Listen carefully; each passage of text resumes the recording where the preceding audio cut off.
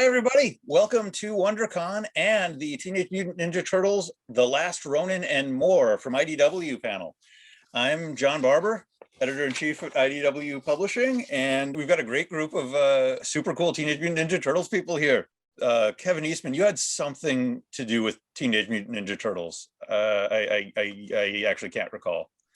Well, I met this incredibly talented artist named Peter Laird, and I stole all of his ideas. And I was fortunate enough to meet up with the incredible Peter Laird many years ago. I think we're coming up on 37 years. And together we did a couple sketches, which then evolved into an early form of crowdfunding, borrowing money from my uncle, and the creation of the Teenage Mutant Ninja Turtles. And the fact that I'm sitting here all those years later, still drawing turtles, still having a blast, and actually now working on a story with the incredible Tom Waltz, but Peter Laird, and is a dream come true. It's a childhood dream come true. So I'm so thrilled to be here. Yeah, and for the record, that was a joke. You've always been a personal hero of mine, and it's amazing to get to be here and work with you on this stuff. That was you never know, stuff's going to get pulled off of these things. Don't worry, I am the lamest joke teller in the world, so I totally got it. Another personal hero of mine, Tom Waltz. My name is Tom Waltz, and I am an editor at IDW Publishing, but also have been, almost 11 years now working on the writing side for Teenage Mutant Ninja Turtles. Initially with the ongoing series that we started back in 2011, and now with Kevin and Peter on The Last Ronin. So I've been taking a long turtle ride last decade or so, and it's been a lot of fun, and it seems to be a thing that nobody wants to kick me out of yet, so I'll just keep holding on until they do. And finally, one of my favorite writer artists really anywhere, especially coming out from IDW right now, Mr. Brahm Revel. I'm Brahm Revel. I wrote and drew the two Jennica miniseries. Well, the first miniseries and then the first half of the second one. I'm the new kid on the block, I suppose, with these two crusty veterans. Jenica's been one of the, I think, kind of coolest things to come out of the main Turtles book for you know what, I don't even know if that's fair to say, because there's been a lot of really cool stuff to come out of the main Turtles book, but Jenica's certainly pretty dang cool. Actually, Brahm sells himself short on that, because Jennica initially was not even meant to be an ongoing character that we fell in love with when we created her as a human ninja, and wanted to keep her around, and we were trying to figure something out to do with her, and kept her within the storyline. It was Brahm's story and universe that inspired me to make Jennica into the next Mutant Ninja Turtle, because he established an origin story for her that I just absolutely adored, fell in love with, and made me realize that my gut instinct was right, that this character has so much potential. I just, for some reason, when we created her, I knew it, but I didn't know where that would lead. And it was Brahm's story that has brought us to where we are now. So he's got a little bit of crusty veteran in himself. Well, that's nice to hear. I actually didn't know that. But obviously it was very much collaborative effect, because you came up with her and I kind of bounced off the ideas that were already there and added some new stuff. And so it was, when collaboration happen in this, nice fluid way, it's cool. And I had I didn't help with the idea to turn her into a turtle. I mean, that was that was a shock to me too. Yeah, that's when Sophie Campbell came into the picture. So you're right. Yeah. It was something that Kevin and I were talking about way back when we started the ongoing. Didn't know how we were going to make a female turtle, but we knew we wanted one. We knew there was a lot of demand for them, especially young girls at conventions asking about it.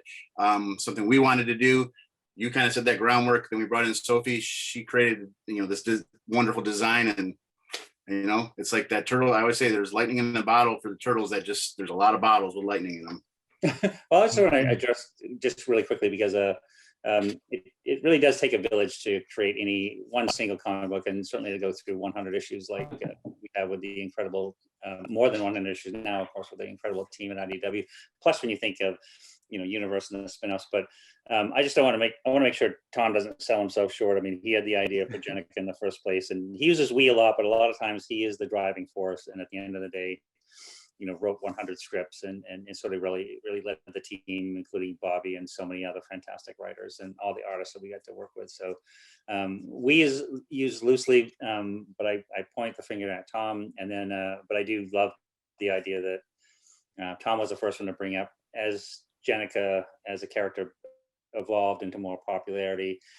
He was the first one to point out to go, I think we see an opportunity where we can bring a female turtle into the turtle line. And that's when the discussion started. And that was issue 60 plus. So it's probably 2+ years before she appeared. But I loved, really, I thought that the sort of La Femme Nikita sort of aspect of what Brahm did in that backup story and Turtles universe was just fantastic. It really, it brought the character to full fruition and really gave her a background in the history. So that's the lovely part of this entire team, this company, that everybody brings the A game, day in and day out, and it's pure joy, except for poor Bobby, who we always stress him out because we always want to know. That's long-suffering editor Bobby Curnow. For everybody playing at home. So much. Where's Bobby? Captain of the ship, but sometimes it's the ship of fools, and he has to steer it back. So we call him Mr. Spock. Privately. Yeah. I think Bobby turned this down. I think Bobby had somewhere else to be. I don't know. He was certainly invited. I was at IDW for a while, not as editor-in-chief, so I got to see turtle stuff totally from the outside, and then be sort of tangentially involved. I don't really do too much. I just kind of see all the stuff happening. But that's one of the things that's been kind of the coolest about it, I think, from the beginning, is how collaborative everything can be. I know we're seeing that right now in something we can't really talk about yet that's coming up with Tom and Sophie, but just how everybody that's been involved in the series is just so open to everything. I think that's been a hallmark of making the stuff work. I literally have heard Tom saying the same thing about Brahm, privately. Like, it isn't just a thing that gets set out in public. So yeah, I mean, that's wonderful. I think that really does bring, like, that helps make the Turtles so good month in, month out, when all the miniseries, all the main series, everything. Yep. Speaking of miniseries, we were doing a little Turtles miniseries right now that I don't know if everybody's managed to hear of, called The Last Ronin. It's been doing pretty well. I don't know, it was the #1, issue 2 was the #1 comic of the month that it came out, which is extraordinary, and it's been a real thrill ride to get there. And I know you guys have talked a lot about that book. One of the things we have had to be cagey about over the last year was who the Last Ronin is. And I think, like, now the cat's pretty safely out of the bag, or the turtle's pretty safely out of the shell, or whatever. But it's Michelangelo. He's the last character. So I kind of wanted to ask, how do you guys view Michelangelo as a character, both particularly in relation to Last Ronin? But I mean, like, Kevin, like, you were obviously invented the guy, and like you and Peter created him, how he evolved over the years. How did you initially see the character, and how did it change, and all of that stuff? No, it's a good question, because it's funny, because one of the things that's come out from the evolution is Tom and I are working our way through the adaptation of the original notes that Peter and I did in 1987, for which became The Last Ronin. Was the similarities were pretty interesting in that when Peter and I had finished up to issue 11, and we'd done the 4 one-shots of each of the Turtles, we were kind of thinking of, like, where are we going to take the Turtles from here? And so this idea kind of came up, like, well, let's look 30 years down the road, which was funny because it would have been 2017. And we said, well, if we know where they're going to go, they're going to be there, then we can sort of navigate a path to get there. And then similarly, when, as IDW and Tom and everybody as a company was heading towards, we were well on the road to 100. Tom and I had a few conversations, like a year before issue 100 came out. It's like, well, where do we go from here? Because issue 100 was going to wrap up this incredibly awesome journey of 100 issues of just, such drama, it was just such a fantastic event. It's like, well, we're wrapping all this up. Where do we go from here? And I had mentioned to Tom this idea about this story that I had furthered, this original document of about 20 pages that Pete and I developed, and I had written some more on. I said, what do you think about exploring this idea? And he was on board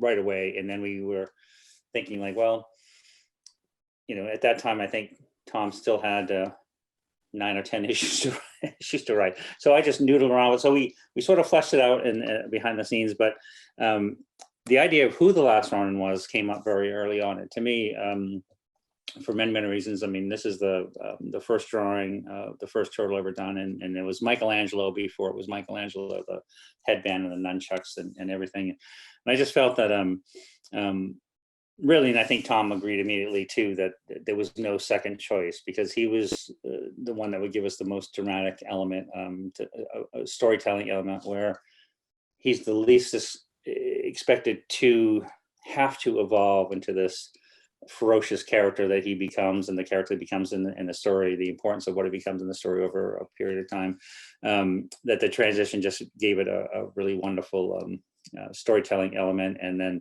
because you can still build up the toughness and the exterior and everything he has to be, but you can still see past it a little bit with the softness. We still see that Michelangelo in there a little bit, but it was never a second choice, and he was the first choice, the firstborn, and the first one to see really a story through that started in Turtles issue 1, because that's almost, if you took like Turtles issue 1 to the beginning of Last Ronin, it really is the furtherance of everything that was set up there, and leans super heavily on the Mirage influence, of course.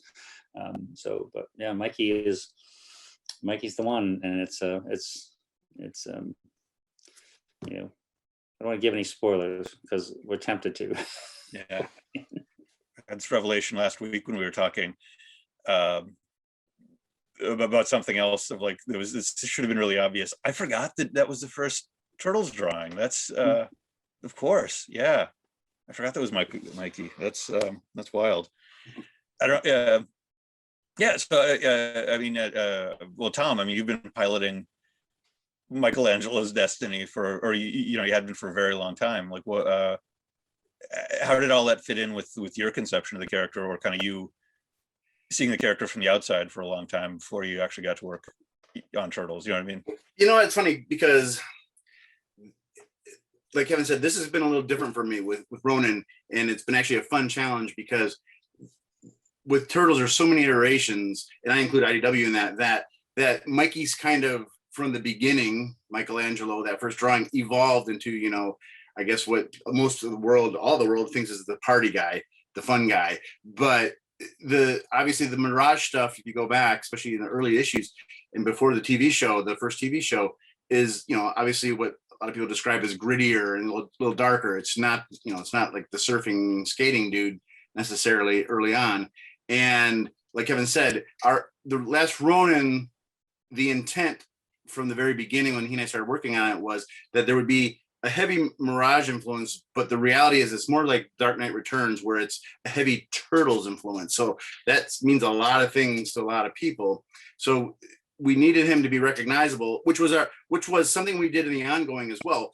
But early on, when we sat, sitting with Bobby and Kevin and stuff, early on, the one thing that was really important to us was that Michelangelo would maintain kind of that fun-loving aspect, that even, to a certain extent, the party dude aspect or whatever, but that it was much deeper than that. That was his essence, that was his personality, but there was way more to him than that. And I think one of my things I'm most proud of that we accomplished was I felt like that we made Mikey into a pretty deep, pretty important character, and sometimes the voice of reason, when the other brothers who were supposed to be, other than obviously Raphael, didn't maintain the calm. He was the calm in the storm.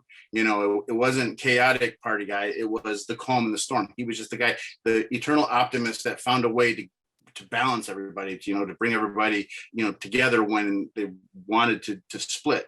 Coming into Ronin, it's a bit of a different Michelangelo because we are leaning so heavily on Mirage, but it's not just Mirage. So the challenge was to find a way to make sure that the Michelangelo that most of the world knows now, especially since, the popularity of the original cartoon is still there, but because of all the things he's gone through in this story specifically, but because of all the things he's been generally, it has to speak to all the fans, because there's fans that aren't fans of that original cartoon. I mean, I can speak for myself personally. I'm more driven sometimes creatively by the stuff that happened in the 2000s, the 4Kids show. I love the 2007 CGI movie. There's certain aspects everybody kind of leans into, and that tends to be the era I lean into. But that doesn't mean the other eras don't exist. So for me, it was kind of scary coming into this because when you write characters, and John, you know this, you wrote Transformers Forever. When you write something that long, 10 years, those characters live in your head. I mean, they literally live in your head. You don't speak for them; they speak through you. And it's hard to explain, and it sounds probably corny, but it's true. There's like this ether out there, and it just comes through you, and it comes out, and they do what they want to do. And I had to find kind of that different aspect in the ether working with Kevin on this, because this was kind of a different Michelangelo. And in a lot of ways, it's an old Michelangelo, but it's a new one. And part of the fun here has been, I mean, literally panel to panel, word to word, word balloon to word balloon. Kevin and I are rediscovering Michelangelo in a way that I never thought would happen after working with the character so long. And that's, like I said, again, it's just like the Turtles are it's just this property and these characters and this pop culture phenomenon that just keeps on giving, Well, just further that one other second, because I love it. It's like one of the things I want to point out is like the working system that Tom and I have established on this series. It's very much like it's the closest thing to the way that Peter and I worked. We go page to page, we go panel to panel, we discuss every line of dialogue. We'll sketch everything out. I'll do the layouts. We remind melt. I mean, every week there's a couple meetings, just sort of making sure the stories work in the way that we want it to work. And then again on Michelangelo, it's just it's a character that made me think of somebody that might have gone into, say, a world war, like World War I or something. He was a fun-loving person when he left, and he's been fighting for 10 years, and now he's come back to do this thing, and it's a very changed character with a singular mission and things, and you'll see that in some of the dialogue. And I'm so tempted to, give little bits of dialogue away because you'll find it funny, but I want the fans will discover it on their own, and it's been fun. So one thing, I mean, for me, like the first issue of Turtles I ever bought, like before the cartoon, the first one I ever read was issue 11, and that was the Northampton issue after they just had their shells handed to them by Shredder and the Foot Clan, and they were treated up to Northampton, and there was a real melancholy to that issue, but to Michelangelo in specific, I think, in that issue, if I'm remembering how it all went down. I don't know. I feel like that's always been there for that character. He wasn't as the fun-loving party dude in those Mirage issues the way he was in the cartoon, but he was still a fun guy. He's the one that rescues the kitten on Christmas and like all those things. But like I do feel like that in real life, like in reality with characters like that there usually is some darkness there. Like that fun lovingness that masks some sort of a thing they either don't want to fall into or whatever. So it seemed appropriate to me that Michelangelo was the one whose circumstances forced to fall into that, in Last Ronin. I mean, yeah, I don't mean to turn this into the Chris Farley show, but like exactly what I was thinking. Yeah.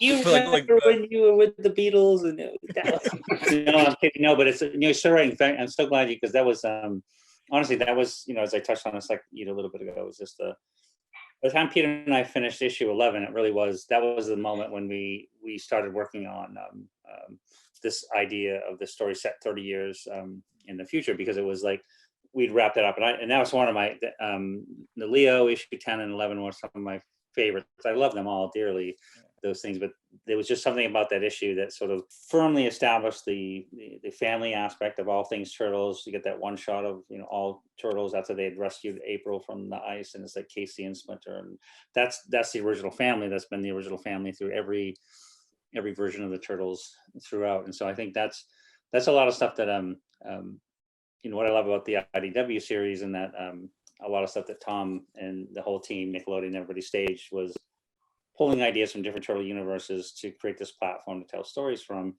And here we're still doing that to a certain extent, but a limited extent. Like Tom said earlier, it's like the approach has been sort of this Dark Knight approach, where we're taking into account all things in all the turtle universes, but we're focusing on more original Mirage Studios characters, and you'll see them as they evolve and are introduced as that core foundation, which still, you know, surrounds family and you know, the epic tale that we're going to tell over the next 120 pages.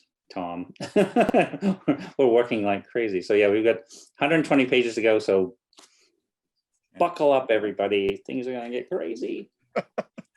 Not to put you on the spot, Brahm, but have you actually been reading Last Ronin at all? Have you got a chance? I read the first issue. I haven't read the second issue yet. And I really enjoy it. Just to see, I like the whole, you know, fast forwarding and putting people in the future setting. I'm very interested to see what's going to happen with the what society is, because I mean, there's just a hint of what's going on in the first issue, the dystopian future. But a lot of people ask me when I'm doing like interviews and stuff, who my favorite turtle is. You know, that's the classic question. And in the past, it was Raph. Like in the old black and white episodes or issues, he was the one who I really gravitated to. But in the IDW issues, I really started moving towards Mikey. And I think it's because Mikey really, as you said, Tom, like evolved into having this giant heart. You know, he wasn't just this one-dimensional like dude, you know.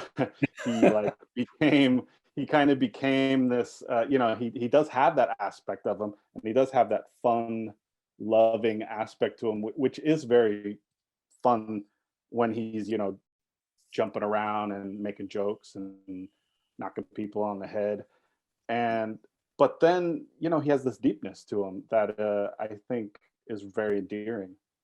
And something I noticed about the first issue, at least, is what's interesting is, since he kind of has the, you know, the turtles, I mean, I don't want to, I'm making assumptions here because I don't know anything, but the turtles who seem to be dead, and it's just Mikey now.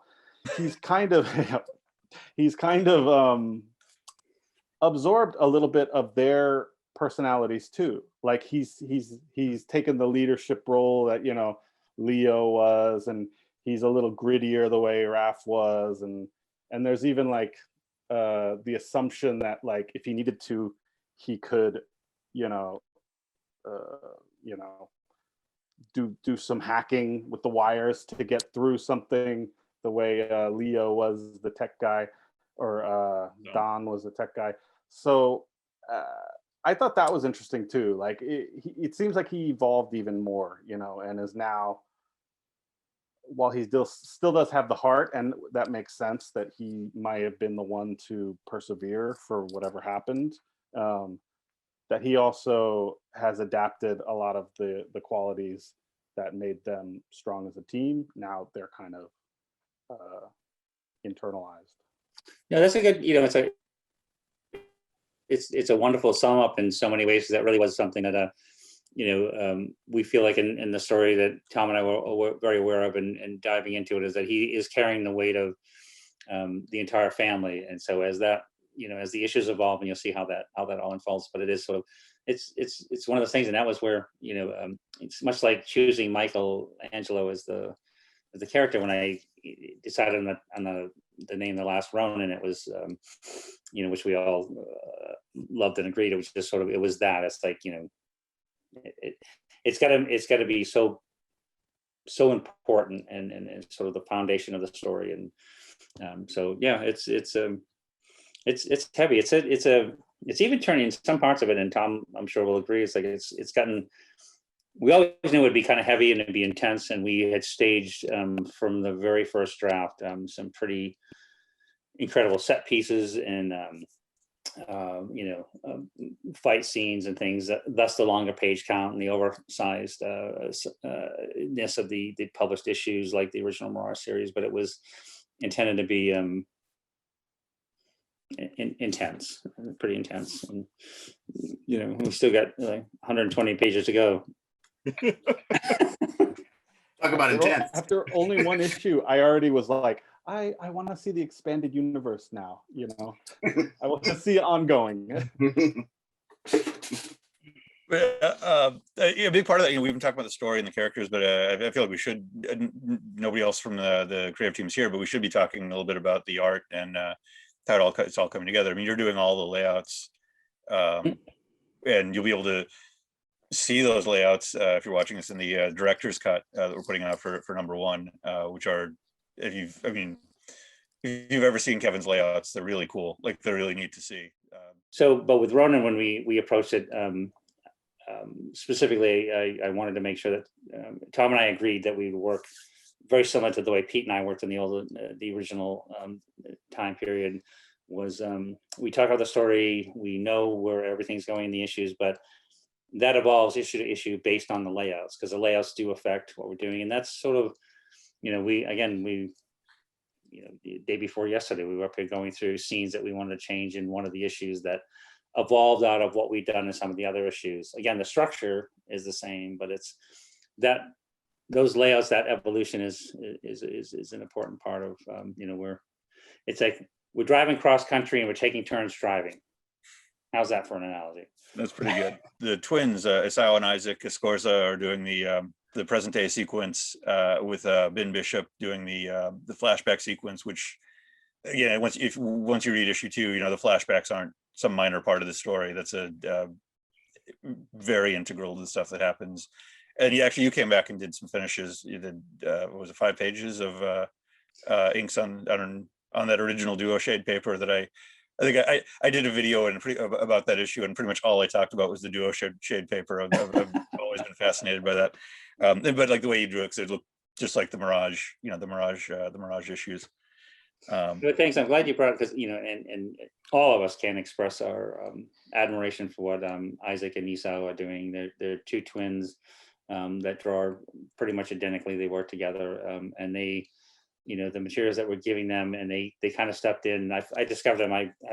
They did some work for me at Heavy Metal Magazine, and what they've been doing to the series is fantastic. And you know, just to differentiate some of the flashbacks, Tom and I wanted to bring in Ben, because we loved the work he did on Target R, and so we thought that, you know, we could sort of separate the 2 timelines by bringing Ben in to do some of these scenes. And then, you know, before Tom steals it, he's going to mention Luis Antonio Delgado, who I'm going to too.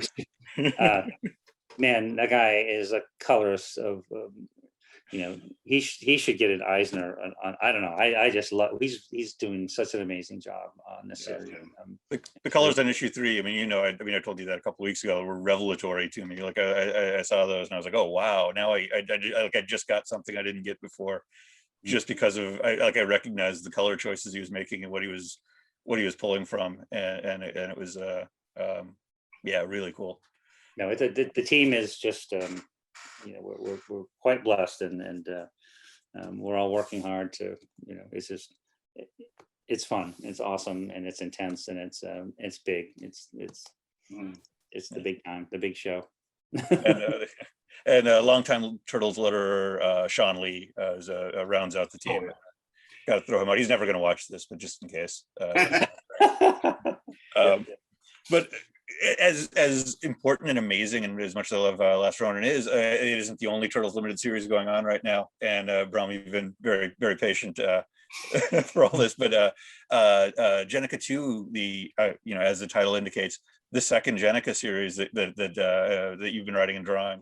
What's Jennica 2 all about? And I think we touched on the character already, so hopefully everybody knows she's the female turtle that was introduced a couple years ago. Well, the second one is kind of my take was trying to expand on what I did in the first volume or the first miniseries, which was kind of expand on Mutant Town and what she's kind of looking for in being kind of a leader there.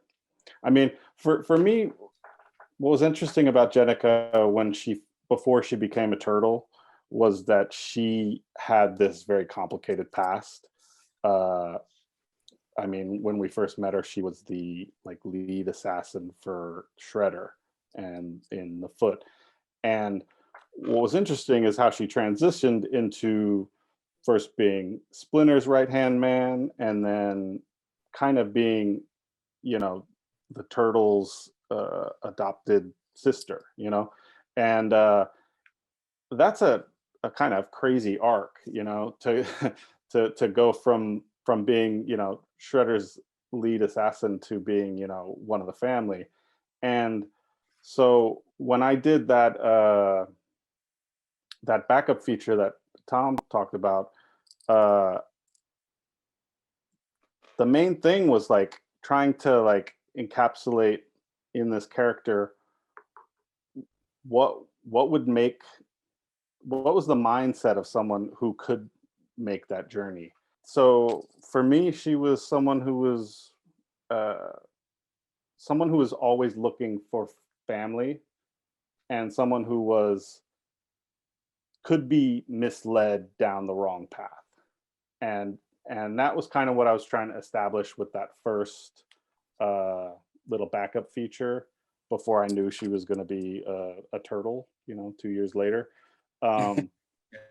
But it really fit in with when she did turn into a turtle, how that all kind of crumbled around her, because she had gone through this, when I did the background, the kind of backstory, it was her kind of being a punk rock kid in New York and having a bad home life, and then trying to latch on to the kind of street kid punk rock community and find this sense of family, and having that open heart to do it kind of led her to trust the wrong people or get in bad relationships. And also that also gave her kind of a not inspiration, but motivation to things that happened in that backstory gave her motivation to maybe also want to become a ninja and become someone who could protect herself. So for me, when she became a turtle, that was kind of what happened right after she had finally found the thing that she was looking for all this time, was to have a family, be part of something. And it kind of came crashing down a little bit because she had just found kind of a stable, decent relationship with Casey that kind of devolved. Splinter died, and then post issue 100, the Turtles kind of go upstate again and aren't in New York. The stroke of genius was having Mutant Town kind of come together, and so that happens right when she also becomes a turtle, and it's something that she can empathize with, even though it happened in different ways. She wasn't part of the mutant gin bomb, but this is a whole community now that she can enter into and help them deal with what they're going through, but also help figure out what she's going through herself. And yeah, I mean, that's what I wanted to touch on in the first volume, and kind of bring back some of her backstory, but also show, show her be vulnerable again, vulnerable to like going down the wrong path, tempted by her old relationships. And then in the second volume, the one that's just came out and is continuing to come out, expand on her relationship with Mutant Town, and kind of that one. My part was called Monsters, and it was kind of a like seeing how the media can vilify any group of people that they want to, but in this case, the mutants vilify them and figuratively turn them into monsters. I kind of flipped it and made someone literally turning them into monsters, and that was kind of juxtaposed against how how people within the community also can have prejudices against even people within their community. So whether it's how she sees the criminal element that is kind of working behind the scenes in Mutant Town, or how they see the kind of homeless population that's living deeper underground. Everyone kind of can easily vilify or turn into a monster their known neighbor, even if they too are mutants. So that was kind of how I wanted to play with this. I want to say that was perfectly, wonderfully articulated, because it really was, and I think you just really wonderfully outlined. You think of her entire evolution, which also, from starting with issue 51 to where she ended up now, all the way through Sophie's issues, and we'll touch on that in a minute. But I just love that as a transitional character, she's experienced everything you could possibly imagine, but it does sort of encapsulate so many different feelings and so many different elements and so many things that you touched on, I think, so wonderfully, right down to, the evolution of Mutant Town and what that means as a society within a society, and what's happened to them. And again, it's like, it's like not Lord of the Flies, but you put everybody in the same thing, and then the same situation, things will evolve and devolve as they would as societally. But no, it's a really interesting story, and it's, to me personally, as somebody that looks forward to every issue that you do, it really is a wonderful evolution of so many things, and so many things that have to be balanced and told, and you knocked it out of the park, mate. So it's great. I think the Mutant Town was a stroke of genius, though. It was a great Sophie. Yeah, it was a great idea to, I don't know, bring it to inject this new thing into the universe that can really help the Turtles go to the next level, both as a book, but also as them, I don't know, going to a new stage where they're a little more visible, where they're a little bit more out of the shadows, where what they've gone through is reflected in society a little bit more. And in a lot of ways, I think it reflected what's going on in society now, in that, without us knowing, they were dealing with being confined to that part of the city, and now we're all dealing with confinement in our homes and stuff. There was a lot of things when I did the first miniseries that, when it came out, it was right when the pandemic was starting, and a lot of it seemed pretty, prophetic. But it was all in the DNA of Mutant Town in general. No, I think Tom will address it, I think, probably even better than I could with just, I love that when he staged and that, you know, as it was created and evolved, that, you know, Hob would set off the mutagen bomb and what would happen thereafter. It did seem like, you know, around the time that things were being discussed with Sophie to come in and do a run of issues and that kind of stuff, that Sophie zeroed in on that. And Tom, I'll let you talk, because I think that, you know, that was a great next step in evolution after, you know, issue 100. Well, I think the pandemic and a lot of stuff in the world is our fault, because all the stuff that we were plotting came true. So now it's what's funny is I mean, I got to mention Bobby here, because Bobby and Kevin and we were co-plotting, and some of those, you know, there's a lot of ideas and a lot of things. In 100 issues, you start with a small cast of characters, and by the time you get to 100, there's just this mega ensemble cast that, you know, almost unwieldy at some points, and, you know, everybody needs a little face time, and it's hard to find places for everybody to have, you know, their moments and their arcs. But, you know, there's some ideas that I have to credit Bobby with. Like, it was his idea. He was the one that said, you know what if there's a mutagen bomb? And it was just this idea that he throws out there, and he's just the master of kind of throwing these big, you know, set piece ideas or plot changers, and then it's for us to kind of take them into whatever direction they go. And like I mentioned earlier, the characters kind of do that for you. They tell you what they're going to do.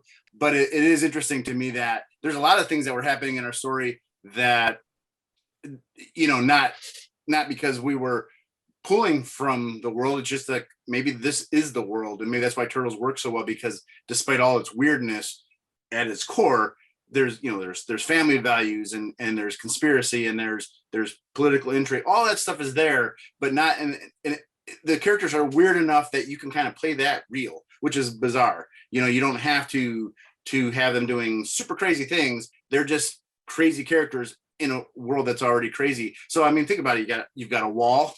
You've got people being changed into things or being put in quarantines that they don't have any control over. And I think that just is an odd reflection of the real world. But yeah, with the Mutant Town thing, we knew, you know, I was going to end at 100. We've had the idea that there would be these new mutants, and there would be this part of the city that would be walled off. You know, Baxter Stockman becomes mayor, but we also knew that it was time, like Brahm said earlier, it was time after 100 issues to inject kind of a new take on things, some new blood, and we knew Sophie was the perfect person to come in, because Sophie has a really good grasp on, I think, like this idea of this mutant community, and where I tend to be more, I don't know how you describe it. There's more of a, like I said, a conspiracy side to what I'm doing in many ways. Not that I don't like the family moments; those are my favorite. But I knew that somebody else had to come in and nurture this new reality. You know, because I had created a reality. Like I said, my reality exists in my head; it's speaking through me. And it was time for somebody to come in and give this kind of a new take, a new approach. And Sophie was perfect. It's been awesome. And I think one of the things Sophie has continued to do that we've done since the beginning is take a patient approach to this storytelling. And sometimes it's hard to be patient, even with Ronin, Kevin and I, you know, it's like, we only have 5 issues. It's hard to be patient. Sometimes you're so excited to get things out there. So, I mean, a specific example might be a character like Leatherhead. Leatherhead's very popular, but it took us, you know, many arcs before we brought Leatherhead out, because it didn't make sense to bring Leatherhead out before that. Bebop and Rocksteady, the same thing. Jennica, I mean, like I said, from the very beginning, we were talking about a Jennica-like character, but we didn't know who it was, and we weren't going to do it unless it felt right. And so, again, I go back to Bobby. Bobby captains the ship, and I think he's got a really good feel for, you know, like I said, you know, steering. And we started talking about, well, what do you want to do post 100? And I said, I think it's time. It's time to kind of step away and let somebody else come in. Doesn't mean I don't want to be part of this. I don't want to, you know, kind of help out and give notes and things like that. But it was time. And Sophie has just taken this in a direction that I don't think I would have taken it. I think there may be some similarities, but this is really a world that needed a new god, I guess is maybe a way to put it. And it's better for it. I'm very happy, and it's been fun last year and a half, to be a fan, to kind of sit back and read it that way. Not only because I appreciate what she's doing, but it also makes me reappreciate step back and reappreciate what we did before.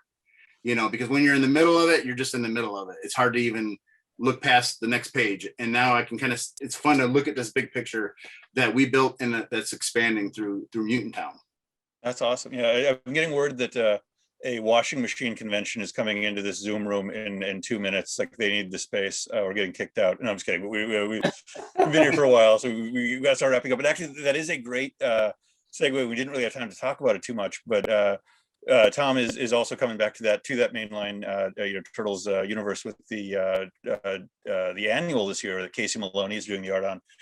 And I know, without being able to say too much about what it is, both because of time and spoilers, that is leading to something that I know you and Sophie have been talking about, and it's been rolling into something big that we'll probably be seeing later this year. Yes.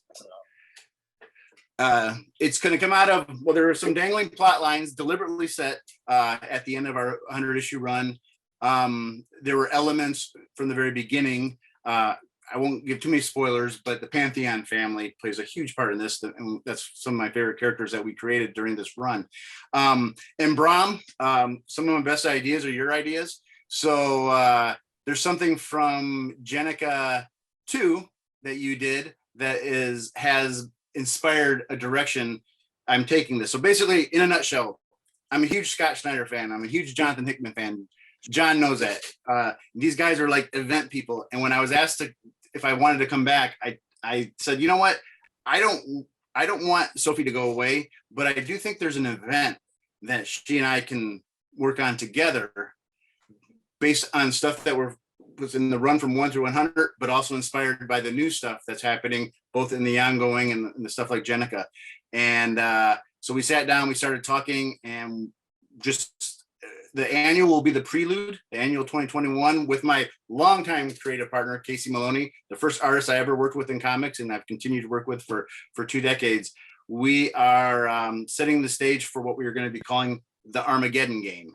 And maybe I'll just leave it at that. But as everybody knows, I can't not tease things. So watch my Twitter at Tom Waltz, and you might get some hints as time passes here. That annual should be out in June. Jennica 2, all of Brahm's issues are out now. The last 3 issues is sort of a unique setup that the 3 are by Brahm, the other 3 are by Rhonda Pattison and Jody Nishijima. Last Ronin continues to come out, and issue 3 is coming. Should be coming. When is this post? Should be coming May. And look for the director's cut of that. Talked a little about Michelangelo. Luckily, IDW has just put out a best of Michelangelo one-shot with 100 pages of classic Michelangelo stories, handpicked by, well, I know by Bobby, but I know I literally just started asking Tom asking Kevin for some help on pulling some of these other ones together, some of these other best ofs. And Sophie Campbell writing and drawing the Turtles ongoing right now. Nelson Daniels coming on for an issue in a little bit with Sophie writing.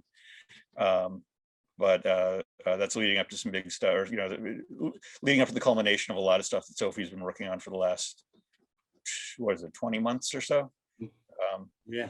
So want to thank everybody. This has been great. I always love spending time with you guys, and luckily I get to. I hope everybody else enjoyed it. I'm sorry we can't all be there in person at WonderCon. Like as I said, another panel. Anaheim is my hometown. I love getting to go up there and do the convention up there, but this is as good as we're getting right now. And I think this panel is pretty good. So thanks, Kevin, Brahm, Tom. Really appreciate it. Hey, guys. Final word. Thanks to the fans for giving us the greatest job ever. Thanks for following the Turtles. We're going to have a lot of fun in it. Hang in there. Stuff's going to get crazy. Not that it hasn't been, but we're having a lot of fun, and we have your support to thank for it. So I thank you we all thank you. Absolutely. For all the love and support. So thanks. So we'll see you again soon, live and in person soon. Bye. Thanks. Cheers, guys. Bye.